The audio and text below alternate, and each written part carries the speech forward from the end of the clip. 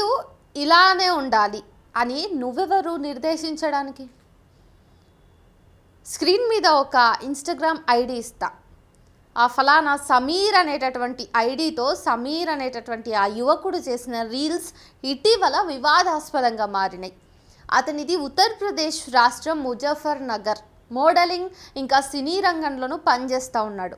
అతనికి ఇన్స్టాగ్రామ్లో 35,500 మంది ఫాలోవర్స్ ఉన్నారు.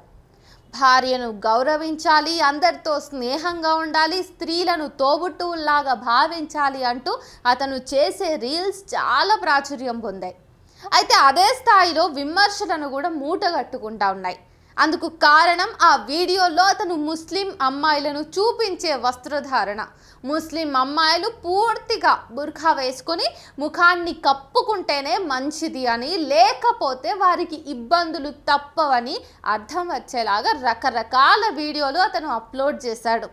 హిజాబ్ లేకపోతే ముస్లిం అమ్మాయిలను అబ్బాయిలు ఆవగా చూస్తారని అర్థం వచ్చేలాగా వీడియోలు చేశాడు. ఇంతటితో ఆగాడా అంటే కాదు. తన గర్ల్ ఫ్రెండ్తో సహా చుట్టూ ఉన్నటువంటి ముస్లిం అమ్మాయిలంతా బుర్ఖా వేసుకుని ముఖాన్ని కప్పుకుంటేనే బాగుంటుందనేలాగా వీడియోలు చేశాడు. ఆపై చిన్న అమ్మాయిలు సైతం అలాగే బుర్ఖా వేసుకోవాలని, లేకపోతే తనకు ఏమాత్రం నచ్చరని చూపిస్తూ వీడియోలు చేశాడు. ఇవన్నీ వైరల్గా మారడంతో కొందరు స్త్రీవాదులు, సామాజికవేత్తలు అతని మీద మండిపడుతూ ఉన్నారు. స్త్రీల హక్కుల్ని కాదనటానికి నువ్వెవరంటూ ప్రశ్నిస్తూ ఉన్నారు. అయితే ఇప్పటిదాకా అతని మీద, అతను చేసిన వీడియోల మీద ఎటువంటి కేసు మాత్రం నమోదు కాలేదు. ఇలాంటి వీడియోలపై ముస్లిం సమాజం నుంచి తీవ్రమైనటువంటి వ్యతిరేకత రావాలని సామాజికవేత్తలు అనుకుంటున్నారు.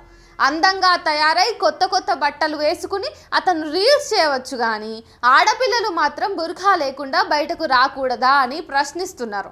ముస్లిం ఆడపిల్లల స్వేచ్ఛకు పరిధులు గీసే హక్కు ఎవరో ఓ యూట్యూబర్కి ఎలా ఉంటుందని చెప్పి ప్రశ్నిస్తూ ఉన్నారు. ఆలోచించాల్సిన విషయమే కదా.